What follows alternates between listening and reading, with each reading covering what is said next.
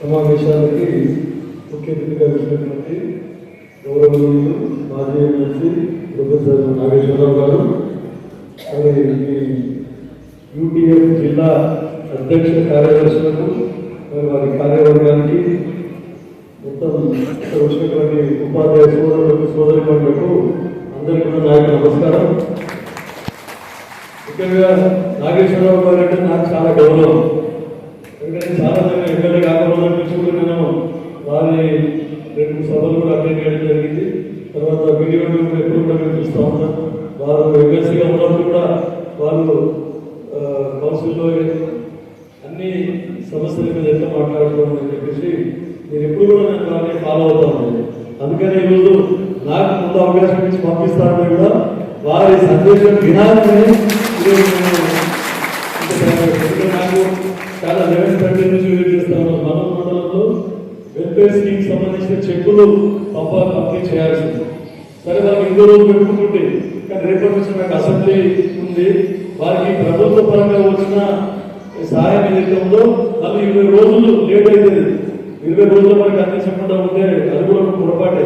కాబట్టి వాళ్ళకి మీరు సండే అయినా అధికారులు లేకున్నా వాళ్ళకు ఖచ్చితంగా మీరు విజయంతో ఎంత లేట్ అయినా వచ్చి మీ చెక్కులు పంపిణీ చేస్తానని చెప్పిన. యాక్చువల్గా అది కంప్లీట్ చేసుకొని ఇక్కడికి వద్దాం అనుకున్నాం, కానీ సార్ వచ్చి వెళ్ళిపోతారేమో తొందరగా అని చెప్పేసి నేను ఇక్కడ మీకు ముందు దీనికి రావడం జరిగింది. తర్వాత ఉపాధ్యాయులు అంటే నాకు ఎక్కలేని గౌరవం. ఎక్కడ ఈ ఉపాధ్యాయులు కానీ విద్యార్థులు కానీ ఏ సభలు నిర్వహించినా, ఏ కార్యక్రమం నిర్వహించినా నేను ఫస్ట్ పర్సన్ మీకు అటెండ్ చేయడానికి. ఎందుకంటే సార్ చెప్పింది నాగేశ్వరరావు గారు, మనము నిరంతర విద్యార్థి. ఎప్పుడు కూడా మనము ఒక పరిజ్ఞానం జ్ఞానాన్ని సంపాదించడంలో ఎప్పుడు ఒక ఎన్ని అనేది ఎప్పుడు ఉంటుంది. నిరంతరం జీవిత కాలంలో కొత్తగా నేర్చుకోవాల్సిన విషయాలు చాలా చాలా ఉంటాయి. అయిపోయింది అయిపోయింది, నేను గురుకులు అయిపోయాను, నాకు అన్ని తెలుసులే అని అంటే అది చాలా తప్పు.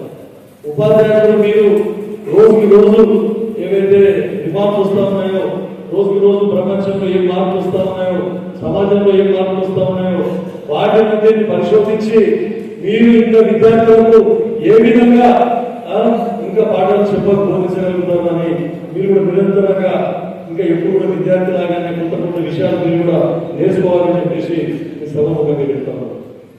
ఎందుకంటే మీరు సమాజంలో ఉన్నటువంటి మేధావులు మీరు ఒకరు. కాబట్టి మీరు అన్ని విధాలా మీతో నేర్చుకునే సబ్జెక్టు చాలా ఉంటుంది.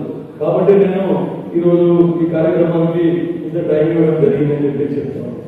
ముఖ్యంగా రాజ్యాంగం గురించి గౌరవ నాగేశ్వరరావు గారు, ప్రొఫెసర్ నాగేశ్వరరావు గారు మాట్లాడారు.